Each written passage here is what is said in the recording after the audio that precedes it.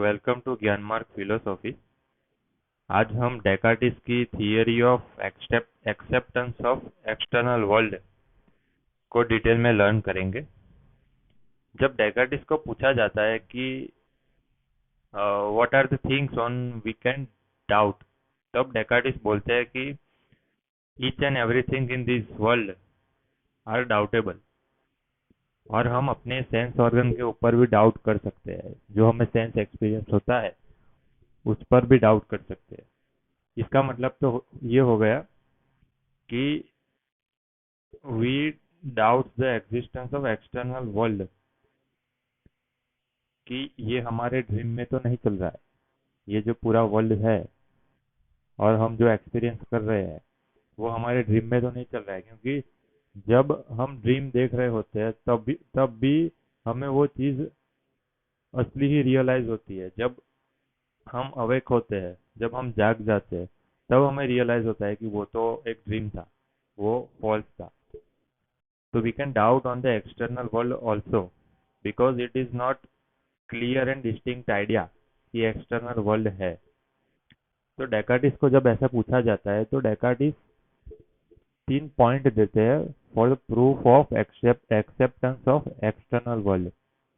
तब पहला पॉइंट ये है कि जब जो सेंस एक्सपीरियंस हमें होता है एक्सटर्नल वर्ल्ड से, यानी कि स्मेल, टेस्ट, टच, एक्सटेंशन, ये सब जो हमें एक्सपीरियंस होता है वो एक्सटर्नल बॉडी से ही, यानी कि एक्सटर्नल वर्ल्ड से ही आता है। अगर ऐसा ना होता, एक कंडीशन देख लेते हैं कि if there is no external world, तो ये जो सब चल रहा होता, यानी कि जो सेंस एक्सपीरियंस हो रहा होता, वो तो या तो शायद हमारे माइंड में चल रहा होता, या फिर ये जो सुप्रीम रियलिटी यानी कि गॉड है वो हमें डिसीव कर रहा होता। हमें हमारे माइंड के अंदर भ्रामकता पैदा कर रहा होता और फिक्टिशियस आइडिया इंप्लीमेंट कर रहा होता। ये दो पॉसिबिलिटी है। तो डेकार्टिस बताते हैं कि ये गॉड है, वो डिसीवर नहीं हो सकता, यानी भ्रामकता पैदा करने वाला नहीं हो सकता, because God is perfect thing and is benevolent and he has veracity. therefore the idea should be caused by external objects only। तो ये एक पॉइंट था। दूसरा पॉइंट ये है कि हम जो एक्सटर्नल वर्ल्ड में देख रहे हैं और हमारा माइंड है उसमें जो आइडिया हो रहा है, बाहर का आइडिया यानी कि ऑब्जेक्ट, और वही ऑब्जेक्ट का आइडिया हमारे जो माइंड में है, दोनों के बीच सिमिलैरिटी होना चाहिए।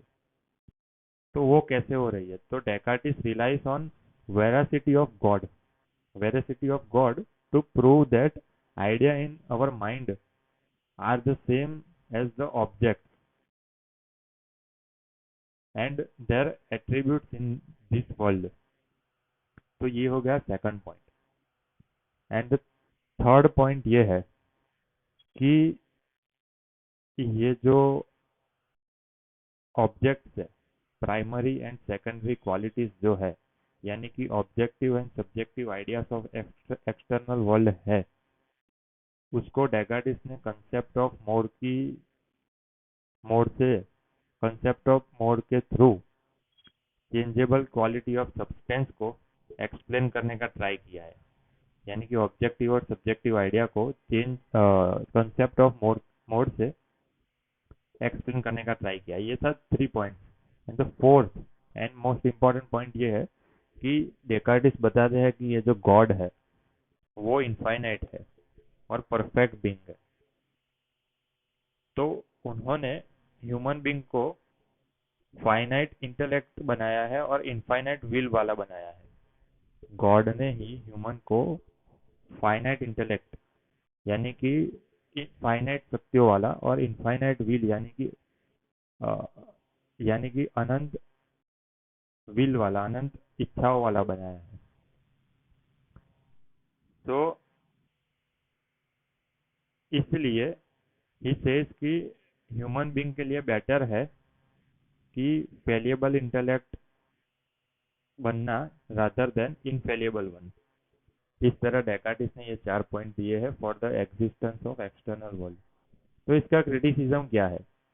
क्रिटिसिज्म ये है कि जब डेकार्टिस ने बताया कि हमें गॉड ने फाइनाइट इंटेलेक्ट वाला बनाया और इनफाइनाइट विल वाला बनाया, तब कुछ फिलोसोफर बताते हैं कि ये तो फिर रिलीजियस कंसेप्ट हो गया, on the based of faith के ऊपर डिपेंडेंट है ये, यानी कि कोई मान भी सकता है और कोई नहीं भी मान सकता। जब डेकार्टिस ने तीसरा पॉइंट बताया था कि ये जो प्राइमरी एंड सेकेंडरी क्वालिटीज यानी कि ऑब्जेक्टिव और सब्जेक्टिव आइडियाज है, उसको उसके बीच डिस्टिंग्विश करने के लिए, उसके बीच रिलेशनशिप इस्टेब्लिश करने के लिए जो कंसेप्ट ऑफ मोड दिया था, उनको बर्कले ने और लोकियन ने भी चैलेंज किया हुआ है। फिर एक क्रिटिसिज्म ये है कि डेकार्टिस ने सिर्फ एग्जिस्टेंस को प्रूव करने के लिए गॉड की वेरासिटी का उपयोग किया हुआ है, कि एक्सटर्नल वर्ल्ड को प्रूव करने के लिए कंसेप्ट ऑफ गॉड उन्होंने दिया हुआ है। तो ये एक अटेम्प्ट हो गया कि concept of God, personality God और उसकी वेरासिटी से वो एक्सटर्नल वर्ल्ड को प्रूव करना चाहते हैं। और एक लास्ट क्रिटिसिज्म ये भी है कि प्रैग्मेटिज्म जो फिलोसॉफी को मानते हैं, उन्होंने ये बताया कि माइंड बॉडी ड्यूअलिज्म की जो फिलोसॉफी डेकार्टिस ने दी है, मतलब ये जो सेल्फ है, जो हम एक्सपीरियंस कर रहे हैं, वो solely rest on mind body dualism. Pragmatic philosopher ये बताते हैं कि ये फिर एलिमिनेटिव मटेरियलिज्म हो गया। तो ये चार क्रिटिसिज्म थे। ये पूरा हो गया एक्सेप्टिंग द एक्सटर्नल वर्ल्ड